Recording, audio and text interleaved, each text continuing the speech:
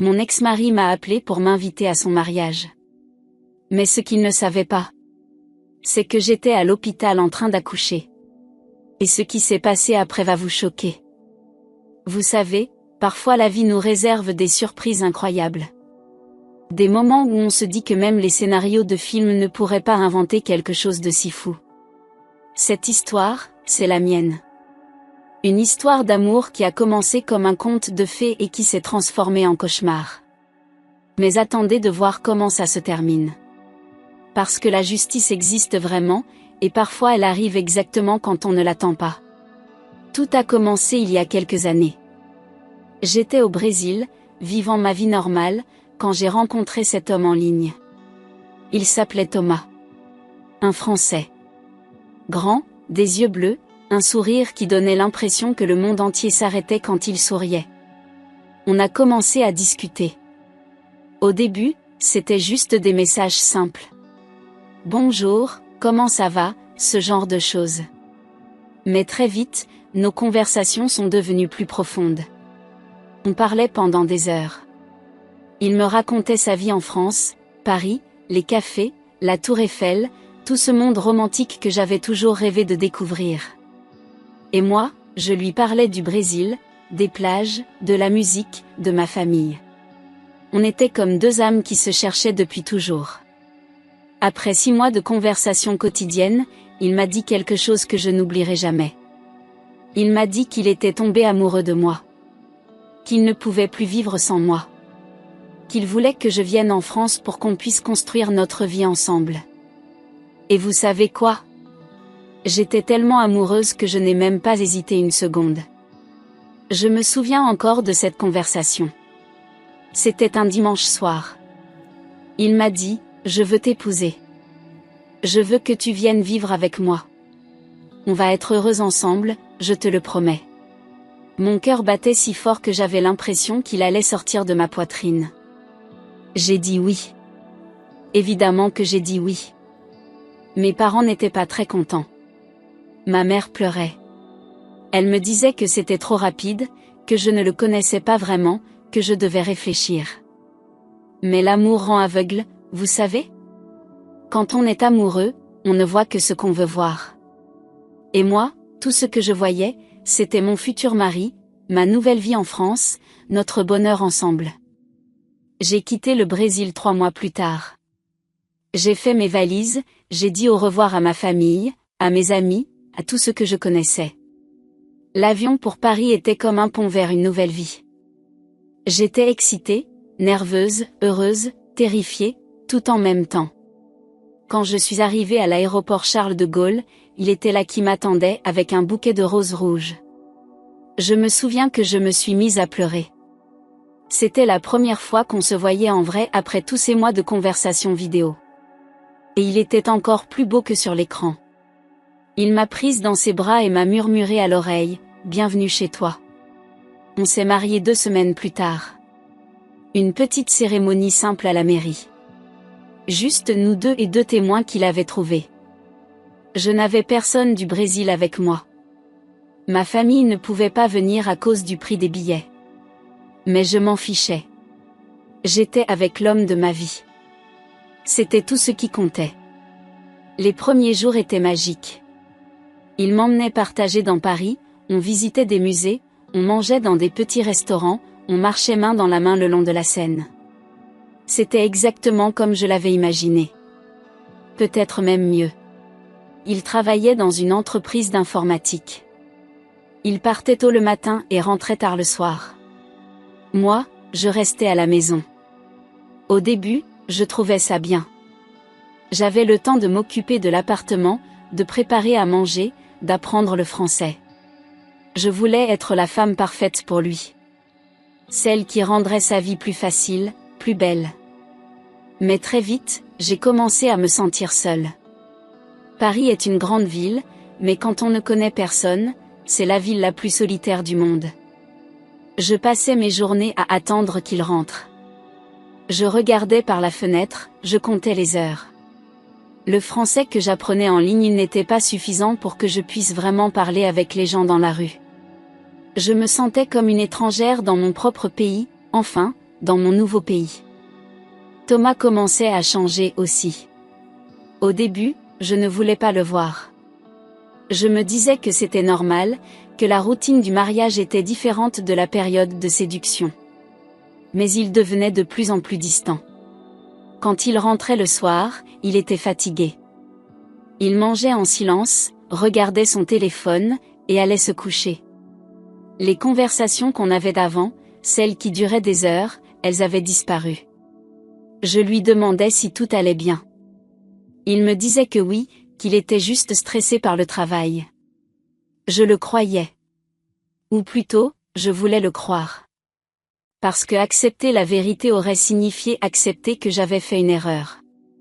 Que j'avais quitté ma vie au Brésil pour rien. 3 mois après notre mariage, quelque chose s'est passé qui a tout changé. C'était un samedi matin. Thomas était sous la douche. Son téléphone a vibré sur la table de nuit. Normalement, je ne regardais jamais son téléphone. Je respectais sa vie privée. Mais ce jour-là, quelque chose en moi m'a poussé à regarder. C'était un message. De quelqu'un qui s'appelait Sophie. Le message disait « J'ai hâte de te voir ce soir. Tu me manques tellement. Je t'aime. » Mon cœur s'est arrêté. J'ai relu le message 3 fois pour être sûr que je comprenais bien. Je t'aime. Elle lui avait dit je t'aime. Mon mari. L'homme avec qui je m'étais mariée il y a 3 mois à peine. J'ai ouvert la conversation. Et là, j'ai vu des centaines de messages. Des messages d'amour, des photos, des plans pour se voir. Ça durait depuis des mois. Depuis. Avant même que je quitte le Brésil. Pendant qu'il me disait qu'il m'aimait, qu'il voulait m'épouser, qu'il voulait construire une vie avec moi, il avait une maîtresse. Je tremblais. Mes mains tremblaient tellement que j'ai failli lâcher le téléphone. J'entendais l'eau de la douche qui coulait toujours. Je ne savais pas quoi faire. Une partie de moi voulait faire semblant de n'avoir rien vu, de continuer à vivre dans le mensonge. Mais l'autre partie, la partie la plus forte, savait que je ne pouvais pas faire ça. Quand il est sorti de la douche, j'étais assise sur le lit avec son téléphone dans les mains. Il m'a vue et son visage est devenu blanc. Complètement blanc. Comme s'il avait vu un fantôme. « C'est quoi ça ?» j'ai demandé. Ma voix tremblait mais j'essayais de rester calme. Il a essayé de prendre le téléphone. « Donne-moi ça. C'est ma vie privée. »« Ta vie privée ?» j'ai crié. « On est mariés. Il n'y a pas de vie privée quand tu trompes ta femme. » Il a essayé de nier. Il m'a dit que c'était juste une amie, que je comprenais mal, que les messages ne voulaient rien dire. Mais j'avais tout lu. J'avais vu les photos. Je savais la vérité. On s'est disputé pendant des heures. Il continuait à nier, à inventer des excuses. Mais finalement, quand il a vu que je ne le croyais pas, il a avoué. Il m'a dit qu'il avait rencontré Sophie avant de me connaître, qu'ils avaient eu une histoire, qu'ils pensaient que c'était fini mais qu'ils avaient recommencé. « Pourquoi tu m'as épousée alors ?» j'ai demandé. Les larmes coulaient sur mon visage. « Pourquoi tu m'as fait venir ici si tu l'aimais elle ?» Il n'a pas su quoi répondre. Il m'a juste regardé avec des yeux vides. Et c'est là que j'ai compris. Il ne m'avait jamais vraiment aimé. J'étais juste, quoi? Un plan B? Une distraction? Je ne sais même pas. Cette nuit-là, j'ai dormi sur le canapé. Ou plutôt, je n'ai pas dormi. J'ai passé toute la nuit à pleurer, à penser à ce que j'allais faire. Retourner au Brésil? Mais avec quel argent? Je n'avais pas de travail, pas d'économie. Et la honte de rentrer après seulement 3 mois de mariage. Comment j'allais expliquer ça à ma famille? Le lendemain matin, j'ai pris ma décision. Je ne pouvais pas rester avec lui. Je ne voulais pas être la femme qui accepte d'être trompée, qui ferme les yeux sur les mensonges. Je méritais mieux que ça. Je lui ai dit que je voulais divorcer. Il a essayé de me convaincre de rester, il a dit qu'il allait arrêter de voir Sophie, qu'il allait changer. Mais c'était trop tard. La confiance était brisée. Une fois qu'elle est brisée, on ne peut plus la réparer. J'ai contacté un avocat. Le processus de divorce était compliqué parce que je n'étais en France que depuis 3 mois. Mais j'ai tenu bon. Je ne voulais pas abandonner. Pendant ce temps, je dormais dans la chambre d'amis. On vivait dans le même appartement mais on ne se parlait presque plus. Et puis, quelque chose d'inattendu s'est passé. Un ami commun, quelqu'un que Thomas connaissait du travail, m'a appelé. Il s'appelait Marc. Il m'a dit qu'il avait entendu parler de ma situation et qu'il voulait m'aider. Il connaissait quelqu'un qui cherchait une personne pour travailler dans un petit café dans le centre de Paris. Au début, j'hésitais. Je ne parlais pas très bien français. Comment j'allais travailler dans un café? Mais Marc m'a encouragé. Il m'a dit que les propriétaires étaient gentils, qu'ils m'aideraient à apprendre. Et j'avais besoin d'argent. Je ne pouvais pas dépendre de Thomas. J'ai pris le travail. C'était dur au début. Je faisais des erreurs avec les commandes, je ne comprenais pas toujours ce que les clients disaient. Mais petit à petit, je m'améliorais. Et surtout, ça me donnait une raison de sortir de cet appartement, de ne pas penser constamment à mon mariage qui tombait en morceaux. Le divorce a été finalisé 6 mois après que j'ai découvert les messages. 6 mois qui m'ont semblé être 6 ans. Mais finalement, j'étais libre. Je n'étais plus sa femme. Je pouvais commencer une nouvelle vie. J'ai trouvé un petit studio à louer. Ce n'était pas grand, juste une pièce avec une petite cuisine et une salle de bain. Mais c'était à moi. Mon espace. Mon nouveau départ. Marc est devenu un bon ami. Il passait parfois au café pour prendre un café et discuter. Il me présentait à ses amis, m'aidait à améliorer mon français. Grâce à lui, je commençais à me sentir moins seule à Paris. 2 mois après le divorce, Marc m'a invité à une fête d'anniversaire. C'était l'anniversaire de son meilleur ami, Julien. Je ne voulais pas vraiment y aller. Les fêtes n'étaient pas mon truc, surtout après tout ce que j'avais vécu. Mais Marc a insisté. Il m'a dit que ça me ferait du bien de sortir, de m'amuser un peu. Et c'est là que j'ai rencontré Julien. Il était différent de Thomas. Complètement différent. Là où Thomas était froid et distant, Julien était chaleureux et attentif. Il m'a vue dans un coin de la fête, toute seule avec mon verre de vin, et il est venu me parler. « Tu dois être l'amie brésilienne de Marc », il a dit avec un grand sourire. « Il m'a beaucoup parlé de toi. » On a commencé à discuter. Il était facile de parler avec lui. Il ne me posait pas de questions trop personnelles, il ne me mettait pas mal à l'aise. On a parlé de musique, de films, de voyages. Il rêvait d'aller au Brésil un jour. Il me demandait de lui raconter comment c'était. À la fin de la soirée, il m'a demandé mon numéro. J'ai hésité. J'étais encore blessée par Thomas. Je n'étais pas sûre d'être prête pour rencontrer quelqu'un. Mais quelque chose dans son sourire, dans ses yeux, m'a convaincue de lui donner une chance. On a commencé à se voir. Au début, juste comme amis. On allait au cinéma, on se promenait dans les parcs, on mangeait ensemble. Il était patient. Il savait que j'avais été blessée et il ne me pressait pas. Avec le temps, mes sentiments pour lui ont grandi.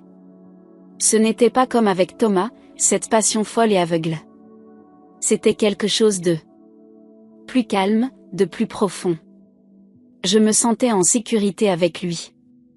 Je me sentais moi-même. 4 mois après notre première rencontre, on est devenus officiellement ensemble.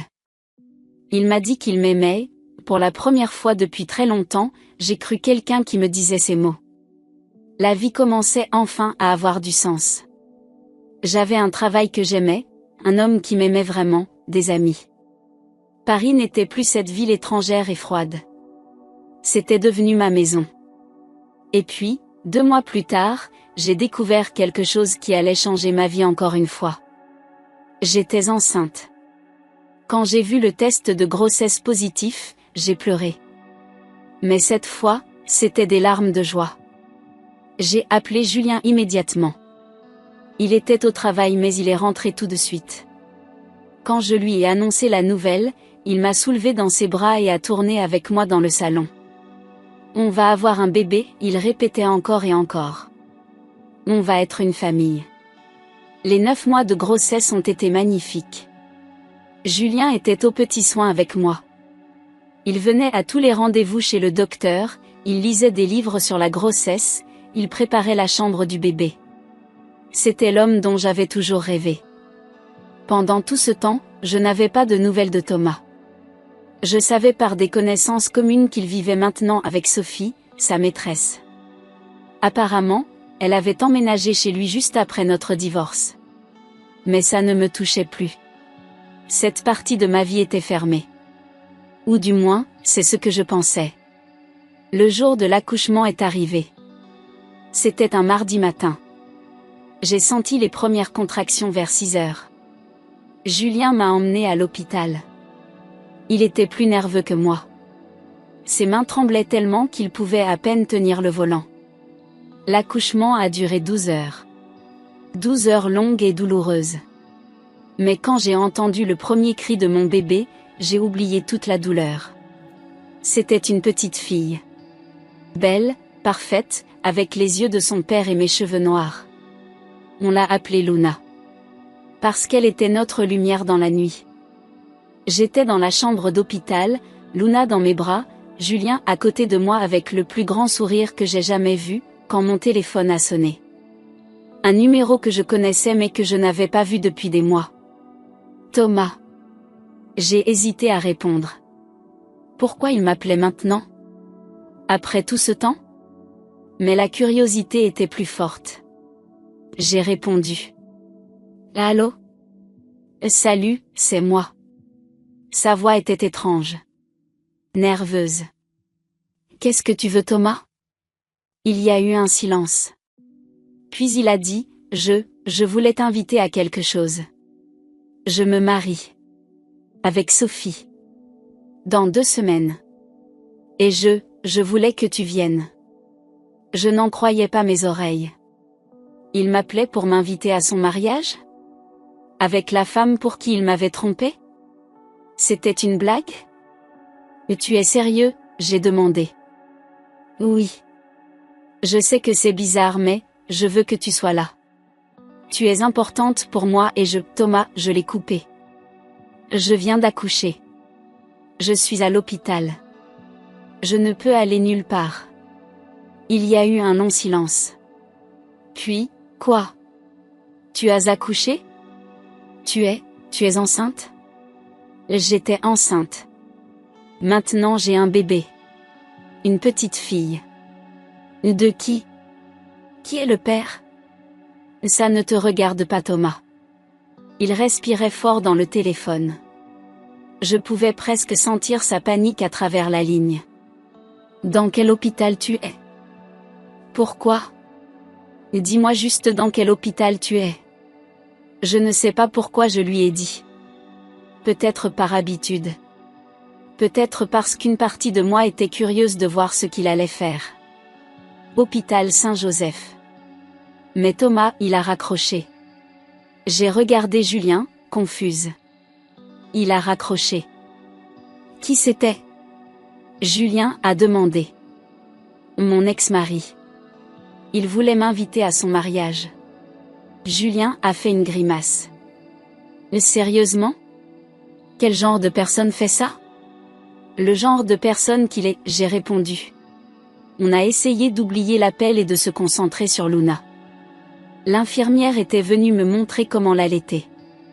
C'était difficile au début mais Luna était une championne. Elle a trouvé tout de suite comment faire. Une demi-heure plus tard, il y a eu un bruit à la porte de ma chambre. Quelqu'un frappait fort. Avant que je puisse dire d'entrer, la porte s'est ouverte. C'était Thomas. Il était là, devant moi, complètement paniqué. Ses cheveux étaient en désordre, il avait l'air d'avoir couru. Il me regardait, puis il regardait Luna dans mes bras, puis il regardait Julien. Thomas, j'ai dit. Qu'est-ce que tu fais là? Il est entré dans la chambre. Julien s'est levé immédiatement, se mettant entre Thomas et moi. « Qui êtes-vous » Julien a demandé. « J'étais son mari, Thomas a dit, sans quitter Luna des yeux. Et moi je suis son compagnon actuel, Julien a répondu. Et je vous demande de partir. Mais Thomas ne partait pas. Il me regardait avec des yeux que je ne lui avais jamais vus. Des yeux pleins de regret, de douleur. S'il te plaît, il a dit. J'ai besoin de te parler. On n'a rien à se dire, Thomas. S'il te plaît, il a répété. Et puis, à ma grande surprise, il s'est mis à genoux. Là, au milieu de ma chambre d'hôpital, devant Julien, devant moi et mon bébé, il s'est mis à genoux. « Qu'est-ce que tu fais ?» j'ai demandé.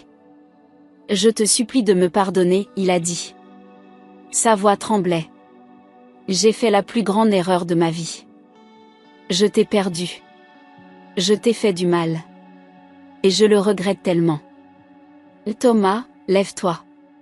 Tu es ridicule. Non, écoute-moi s'il te plaît. Le mariage avec Sophie, c'est pas ce que je veux. Je le fais juste je ne sais même pas pourquoi je le fais. Peut-être pour voir si tu allais réagir. Pour voir si tu allais revenir. Je ne pouvais pas croire ce que j'entendais. Tu veux te marier avec elle juste pour voir si je vais revenir ? Tu es fou. Je sais. Je sais que c'est fou.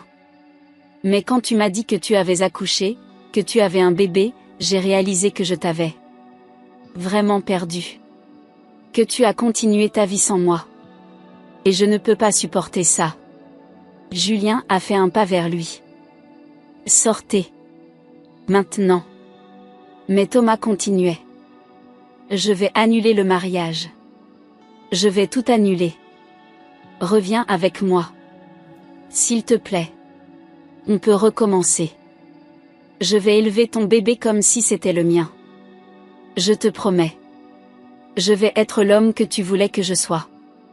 Les larmes coulaient sur son visage. C'était la première fois que je le voyais pleurer. Même quand je lui avais demandé le divorce, il n'avait pas pleuré. Mais maintenant, il pleurait comme un enfant. Et vous savez ce que j'ai ressenti ? Rien. Absolument rien. Pas de pitié, pas de tristesse, pas de colère. Juste, rien. Cet homme qui m'avait brisé le cœur, qui m'avait fait pleurer pendant des nuits entières, qui m'avait fait douter de moi-même, il ne signifiait plus rien pour moi. Thomas, j'ai dit calmement. J'ai déjà tourné la page. J'ai une nouvelle vie maintenant. Un homme qui m'aime vraiment, qui ne me trompe pas, qui ne me ment pas. Et un bébé magnifique. Je n'ai plus besoin de toi. Je n'ai plus envie de toi. Mais non. Il n'y a pas de mais. C'est fini. C'était fini le jour où j'ai découvert tes messages. Et même si Julien n'existait pas, même si j'étais seule, je ne reviendrai jamais avec toi. Il m'a regardé comme si je venais de le frapper.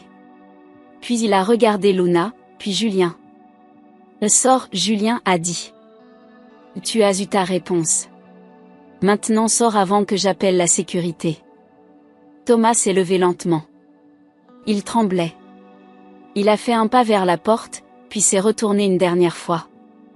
Je suis désolé, il a murmuré. Pour tout.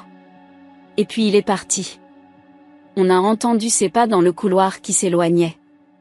Julien a fermé la porte et est revenu vers moi. Il m'a prise dans ses bras, Luna entre nous deux. Ça va, il a demandé. Oui, j'ai répondu. Et c'était vrai. J'allais bien. Mieux que bien, même. Plus tard, j'ai appris par Marc ce qui s'était passé. Thomas était retourné chez lui et avait dit à Sophie qu'il voulait annuler le mariage. Elle avait explosé. Ils s'étaient disputés pendant des heures. Finalement, Sophie lui avait donné un ultimatum, soit ils se mariaient comme prévu, soit c'était fini entre eux. Thomas avait choisi de se marier. Pas par amour, mais parce qu'il avait peur d'être seul. Parce qu'il avait déjà envoyé les invitations, réservé la salle, payé le traiteur. Parce que c'était plus facile de continuer que d'admettre qu'il avait tout gâché. Leur mariage a eu lieu 2 semaines plus tard. Je n'y suis pas allée, évidemment. J'étais à la maison avec Julien et Luna, vivant ma meilleure vie. Les années ont passé. Luna a grandi. Elle est maintenant une petite fille de 3 ans, pleine de vie et d'énergie. Julien et moi on s'est mariés quand Luna avait 1 an. Une belle cérémonie avec ma famille du Brésil qui était venue spécialement. Ma mère a pleuré de joie cette fois-ci. On a déménagé dans un plus grand appartement. Julien a eu une promotion au travail. J'ai commencé à donner des cours de portugais à côté de mon travail au café. La vie est belle. Vraiment belle. Parfois, je croise Thomas dans la rue. Paris est grande mais pas assez pour qu'on ne se voit jamais. Il a l'air vieux. Fatigué. Les dernières fois que je l'ai vu, il était seul. J'ai entendu dire que Sophie et lui ont divorcé après 2 ans de mariage. Apparemment, elle l'avait trompé. L'ironie, hein? Il ne m'arrête jamais pour parler. Il baisse juste les yeux et continue son chemin. Et moi je continue le mien, main dans la main avec Julien, Luna qui court devant nous. Des fois, je pense à cette fille que j'étais il y a quelques années. Celle qui a quitté le Brésil pour un homme qu'elle connaissait à peine. Celle qui était tellement amoureuse qu'elle ne voyait pas les signes. Celle qui a pleuré pendant des nuits entières en pensant que sa vie était finie. Je voudrais lui dire que ça va aller. Que la douleur ne dure pas pour toujours. Que parfois, les pires moments de notre vie nous mènent vers les meilleurs. Que perdre quelqu'un qui ne nous mérite pas, c'est en fait gagner une chance de trouver quelqu'un qui nous mérite vraiment. Thomas m'a appelé encore une fois, il y a 6 mois. Je ne sais pas comment il a eu mon nouveau numéro. Il voulait me voir, me parler. Il disait qu'il avait changé, que Sophie était partie, qu'il était seul et qu'il pensait encore à moi. J'ai raccroché sans dire un mot. Et j'ai bloqué son numéro. Parce que cette partie de ma vie, elle est fermée. Complètement fermée. Je ne vis plus dans le passé. Je ne pense plus à ce qui aurait pu être. Je vis dans le présent. Avec un homme qui m'aime, une fille magnifique, une vie que j'ai construite de mes propres mains. Quelques semaines après cet appel, Julien m'a fait une surprise. Il m'a emmené faire un voyage au Brésil. C'était la première fois que je retournais chez moi depuis que j'étais partie. C'était la première fois que Luna voyait le pays de sa maman. On a passé 3 semaines là-bas. Ma famille est tombée amoureuse de Julien et de Luna. Ma mère m'a prise à part un soir et m'a dit, tu vois, j'avais raison de m'inquiéter pour Thomas. Mais je suis tellement contente que tu aies trouvé Julien. C'est le bon. Je le sens. Et elle avait raison. Julien est le bon. Celui que j'attendais sans le savoir.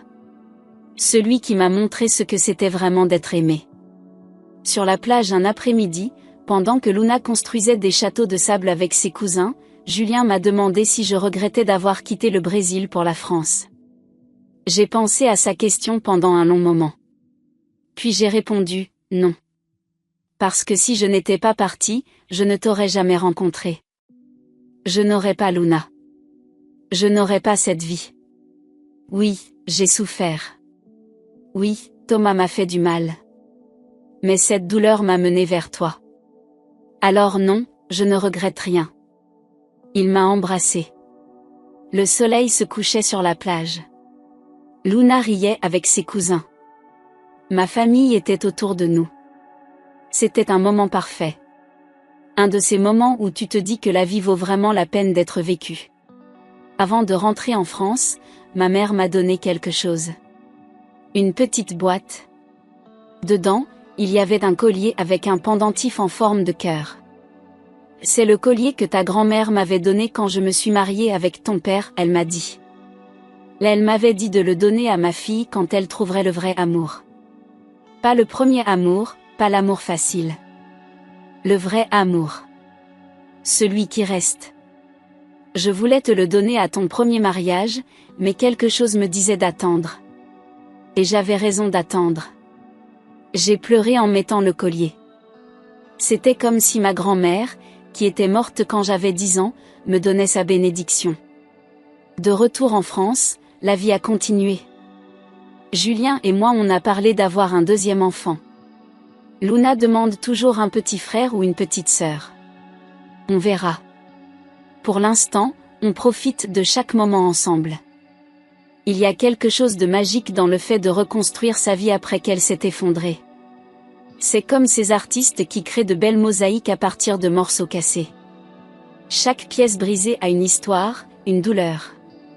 Mais quand tu les assembles correctement, elles créent quelque chose de plus beau que l'original. C'est ce que j'ai fait. J'ai pris les morceaux de mon cœur brisé, mes rêves détruits, ma confiance cassée, et j'ai créé une nouvelle vie. Une vie plus forte, plus belle, plus vraie. Thomas, lui, est toujours perdu. J'ai entendu dire qu'il voit un psychologue maintenant. Qu'il regrette tout. Qu'il dit à tout le monde que perdre sa femme brésilienne était la plus grande erreur de sa vie. Mais les regrets ne changent pas le passé. Ils ne réparent pas ce qui a été cassé. Sophie a déjà une nouvelle vie. Elle s'est remariée avec quelqu'un d'autre. Elle a eu un bébé. Elle a l'air heureuse sur les photos que j'ai vues par hasard sur les réseaux sociaux. Bonne chance pour elle. Vraiment. Tout le monde mérite d'être heureux, même ceux qui nous ont fait du mal. Moi, je ne suis plus en colère. Je ne suis plus triste. Je suis juste, en paix. En paix avec mon passé, en paix avec mes choix, en paix avec ma vie. Hier soir, Julien et moi on regardait Luna dormir dans sa chambre. Elle serrait son ours en peluche contre elle, un petit sourire sur ses lèvres. Elle rêvait probablement de licorne et de princesse. On a fait quelque chose de bien, Julien a murmuré. Oui, j'ai répondu. On a créé une belle vie. Et c'est la vérité. Malgré tout ce qui s'est passé, malgré la douleur, malgré les larmes, malgré les nuits où je pensais que je n'allais pas survivre, j'ai survécu. Plus que ça. J'ai prospéré. Parfois, les fins malheureuses ne sont pas vraiment des fins. Ce sont juste des chapitres qui se ferment pour que de meilleurs chapitres puissent s'ouvrir. Thomas était un chapitre de ma vie. Un chapitre difficile, douloureux. Mais maintenant ce chapitre est fermé. Et le nouveau chapitre, celui avec Julien et Luna, c'est le meilleur que j'ai jamais vécu. Je ne sais pas ce que l'avenir nous réserve. Peut-être qu'on aura ce deuxième enfant. Peut-être qu'on déménagera dans une maison avec un jardin. Peut-être qu'on retournera vivre au Brésil un jour. Peut-être pas. Mais ce que je sais, c'est que peu importe ce qui arrive, on sera ensemble. Et c'est tout ce qui compte. L'autre jour, une nouvelle employée a commencé à travailler au café. Elle est arrivée de Russie il y a 6 mois pour rejoindre son mari français. Elle avait l'air perdue, exactement comme moi il y a quelques années. Pendant notre pause, elle m'a raconté qu'elle se sentait seule, que son mari travaillait tout le temps, qu'elle ne connaissait personne. J'ai vu mon reflet en elle. Cette fille que j'étais. Perdue dans une nouvelle ville, dans une nouvelle vie, ne sachant pas si elle avait fait le bon choix. Je lui ai donné mon numéro de téléphone. Je lui ai dit qu'elle pouvait m'appeler si elle avait besoin de parler, si elle voulait sortir, si elle voulait juste ne pas être seule. Je lui ai dit que Paris pouvait être une ville magnifique quand on avait les bonnes personnes autour de soi. Elle m'a souri avec des larmes dans les yeux. Merci, elle a dit. Ça veut dire beaucoup. Aider cette fille m'a fait réaliser quelque chose. Mon expérience avec Thomas, aussi douloureuse qu'elle ait été, elle m'a rendue plus forte. Plus sage. Plus capable de comprendre les autres. Si je n'avais pas vécu cette douleur, je ne pourrais pas aider quelqu'un d'autre qui traverse la même chose. Donc d'une certaine manière, je suis reconnaissante.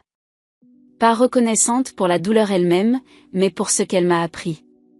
Pour la personne qu'elle m'a aidé à devenir. Je repense à ce moment à l'hôpital quand Thomas était à genoux devant moi, me suppliant de revenir. Ce moment aurait pu se terminer différemment. J'aurais pu dire oui.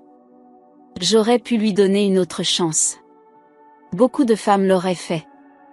Par pitié, par habitude, par peur d'être seule. Mais je n'ai pas dit oui. Et c'était la meilleure décision que j'ai jamais prise. Parce que dire non à Thomas, c'était dire oui à moi-même. C'était dire que je méritais mieux. Que je méritais un amour vrai, honnête, fidèle. Et j'ai trouvé cet amour. Avec Julien. Aujourd'hui, quand je regarde ma vie, je suis fière. Fière d'avoir eu le courage de partir. Fière d'avoir survécu. Fière d'avoir reconstruit.